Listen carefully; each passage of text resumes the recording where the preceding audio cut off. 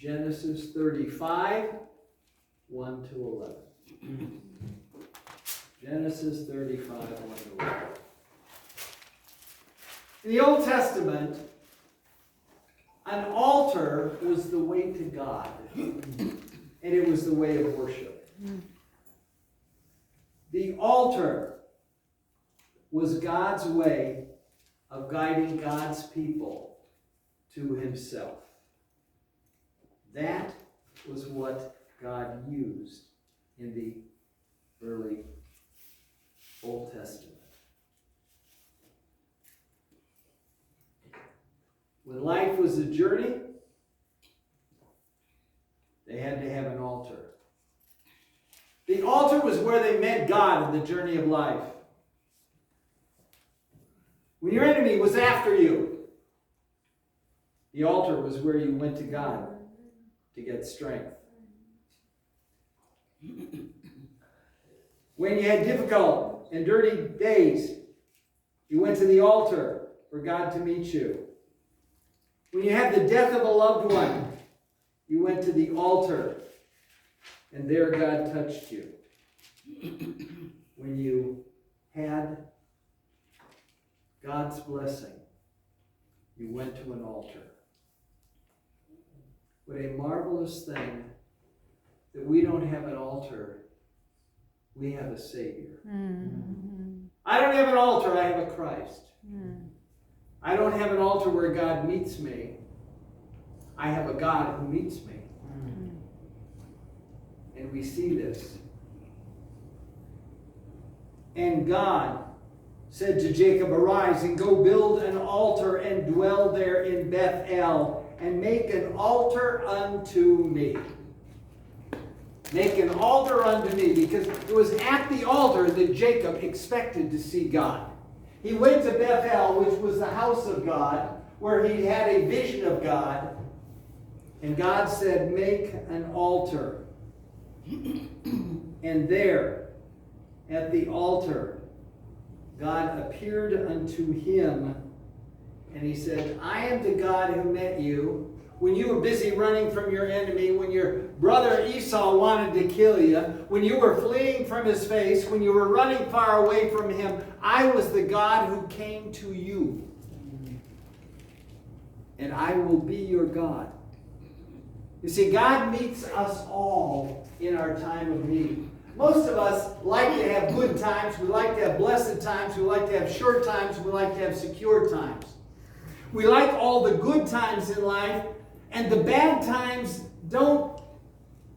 we run away from those. We fear those. We forget those. We get away. But I will tell you, in the bad times of life is when you get drawn closest to Christ. Mm.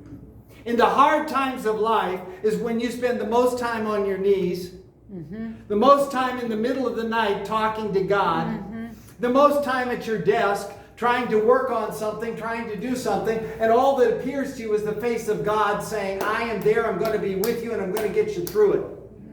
I am going to help you. I am going to be with you." They had an altar.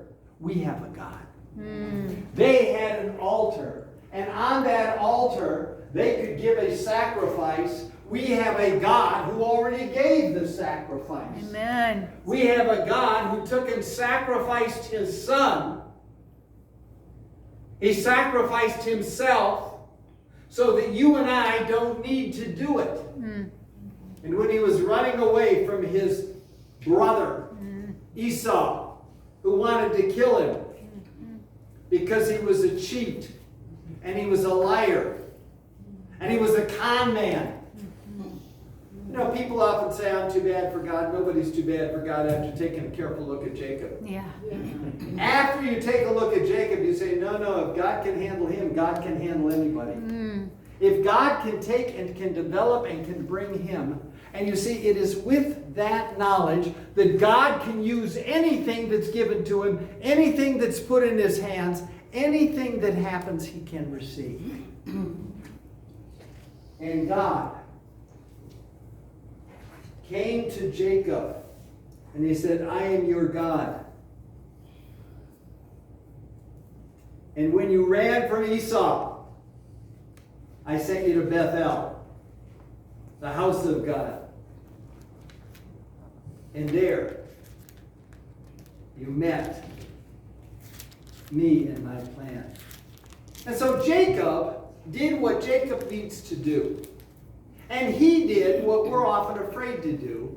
He went to his household and he said to everyone in the household, he said, I would like to go to God's house in Bethel. I'm going to make there an altar. And altars were very specific. God had given the instructions that if you were going to make an altar, you needed to take 12 large stones. And they needed to be large stones that were untouched by a hammer, untouched by a chisel, untouched by a metal tool. They had to be natural stones that God gave you. And you took these stones and you piled 4 on the bottom, then 3 in the middle, then 3 on the top, and you built a place where you could put your sacrifice to God. He gave specific instructions that you built it of natural stones. You didn't carve it. You didn't make it pretty. You didn't make it fit. You didn't make it square. You took and you simply piled up what was there. And I think that's often the way God works with us. He tells us in life, can you work with what is there? Don't make it to your specifications, but ask me what I want you to do. And then do what I tell you to do. And I will tell you, according to my understanding, according to my life, according to what I go through, it is the hardest thing for me to accept what God gives me and then to figure out what He wants me to do with it. God, I thought we were going in this direction. No, things follow over here. God, we're moving in this direction. No, let's turn over here. And you could turn over here. Let's turn over here. Do you ever had that experience? Yes.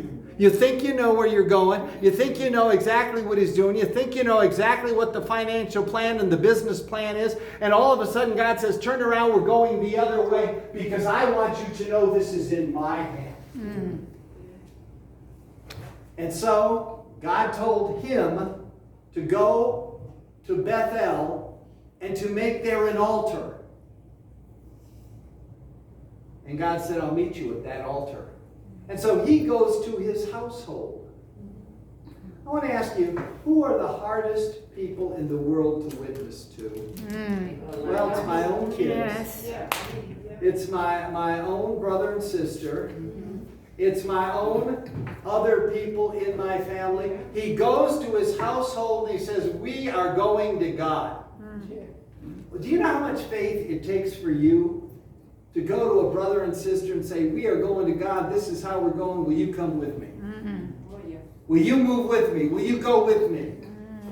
He goes to his entire household. He goes to all the people that live with him. He says, we are going to find God. We are going to go there.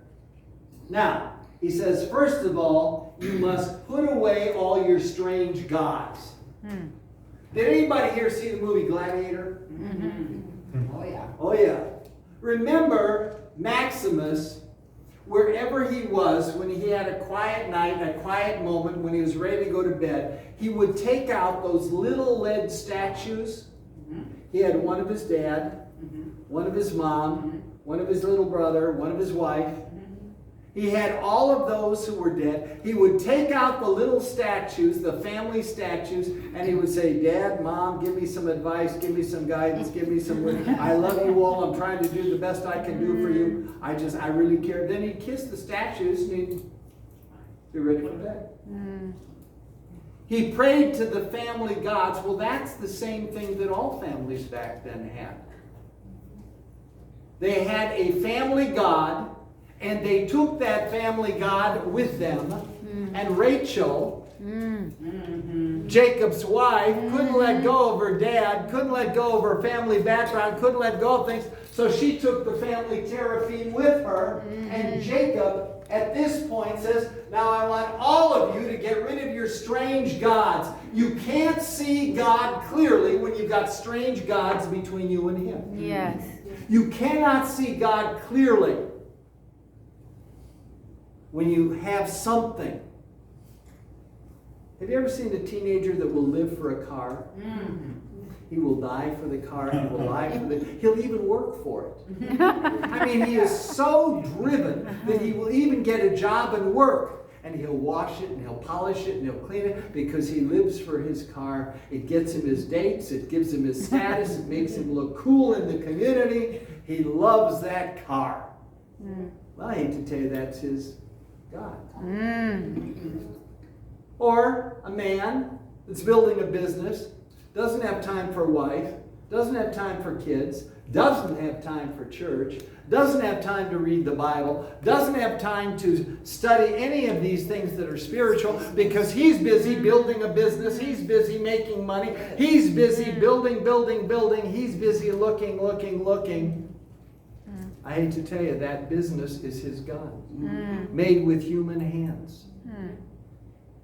And he says, take the strange gods out of your hands and give them to me. And I think God says that to all of us. He says, let go of those things so that you can see me first. When you can see me first, then you can see your dreams second.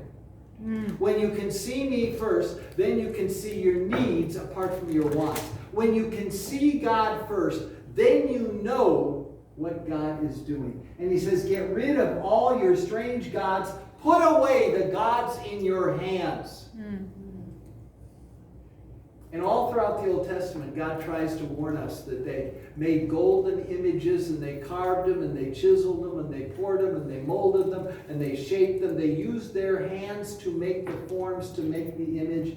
Men are always making strange images of God with their own hands. And then put your strange gods away. Be clean. Change your garment. Be clean is an inner act of cleansing yourself to God. Changing your clothes is an outer sign that you've done something inner. And very often God tries to tell us, he tries to make us aware that to put on the clean clothes on the outside when you haven't cleansed the inside. Do you know people who will come to church, they'll be all dressed up, they'll be all dolled up, and then they'll spend the whole sermon time looking at everybody else's clothes? Yeah. I mean, men are not so bad at this. I mean, you know, let some guy walk into church, he won't know what you're wearing, he wouldn't notice what the guy had, he doesn't know the shirt, doesn't know the color, but he does know his golf score. Yeah.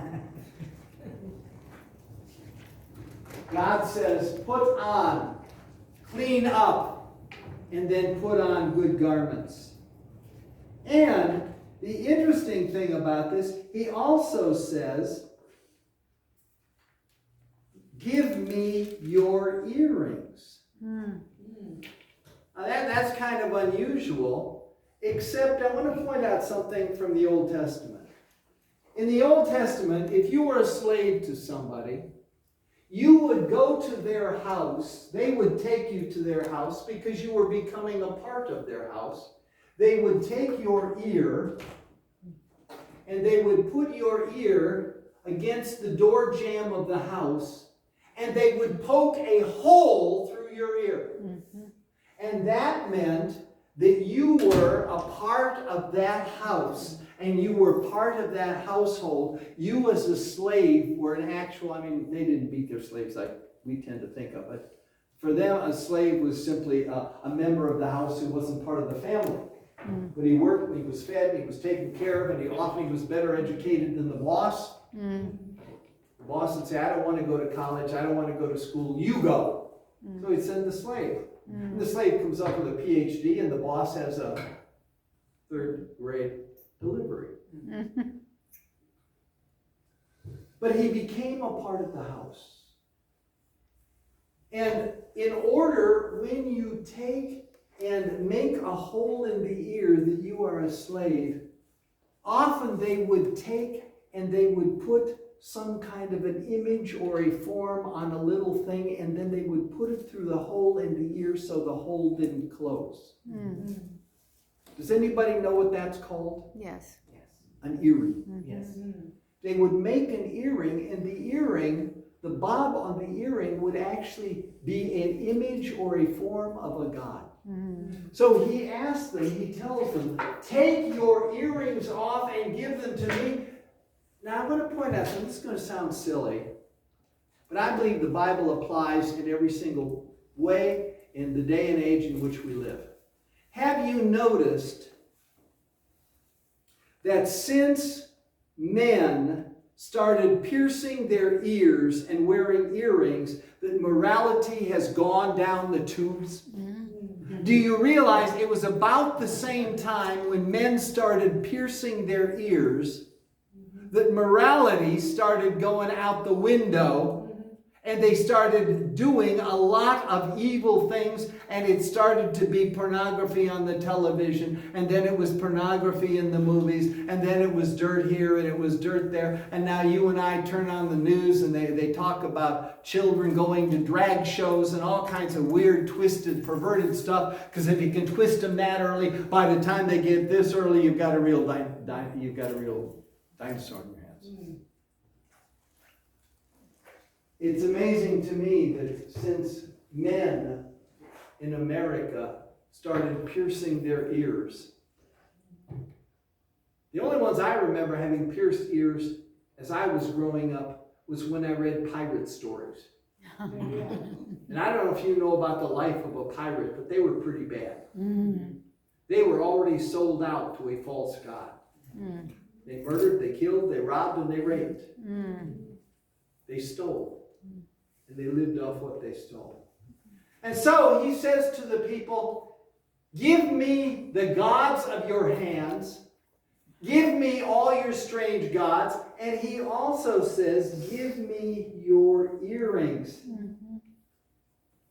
Because I'm going to make a covenant with God. And I want to tell you, the covenant God that I make is with me in my distress. In my day of difficulty, in my day of hard times, my God is always with me. And do you need God with you when everything's going great, or do you need God with you when everything's going downhill? Yes.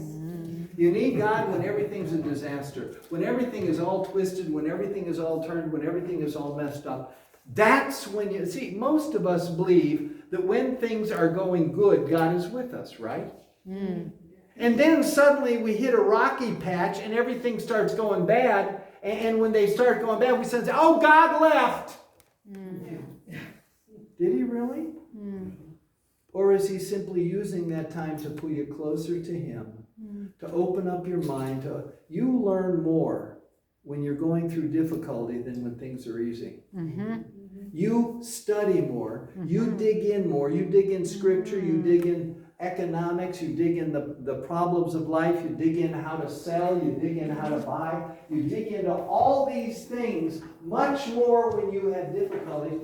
So he says, this is the God who was with me in difficulties and disasters, and I want this God to be with my family and my children forever. So he says, we're going, and we're going to make an altar. Because on this altar, I know that I can give a sacrifice to God. Now, it's astounding in the Old Testament, because in the Old Testament, they knew that when they went to an altar with a sacrifice, they knew that death was involved in that sacrifice. It wasn't a real sacrifice unless you took and you killed it, cut it up, separated the life, which is the blood, from the meat, which is the body, and you separate those two, and then you take the meat, really good meat, you take the steaks and the chops and the loins, you take the ribs and the heart, you take all the good stuff, and you put it on the altar, and you burn it up. And it goes to God, and you don't get a bite, and you don't get a piece. They knew that there was death involved at the altar. Well, thank God we've learned that too. We've learned that when Jesus Christ, Yeshua HaMashiach, went to the cross, when he went to the altar for us, when he was beat, from the nape of the neck to the knees, and all the skin was gone from the entire backside of him, when it was all ripped off by the 9 cattails that the Romans beat him with, when he lost all that skin and he lost all that blood. And then he was put on the cross, and after 3 hours of suffering, he breathed out his last breath, and he said, "It is finished." He took our sin and he caused it to die on that altar. He caused it to be gone on that altar. And so we know what he did. We know what they knew. They only had a picture. They only had a vision. They knew that there was death. They knew that there was sacrifice. They knew there was loss. They knew there was sin. They knew all these things from going to the altar. You and I know in the personal relationship we have with Yeshua HaMashiach, with Jesus the Christ, you know that in that personal relationship, God says, I'm going to rebuild you, I'm going to renew you, I'm going to strengthen you, and I will meet the needs of the dreams that I gave you. I will prepare and I will plan for those things that I have given to you. They had an altar to take them to God. We have a God to alter the plans of our life because he has offered us salvation. And we thank God for that. Yes. Will you rise for the Aaronic benediction?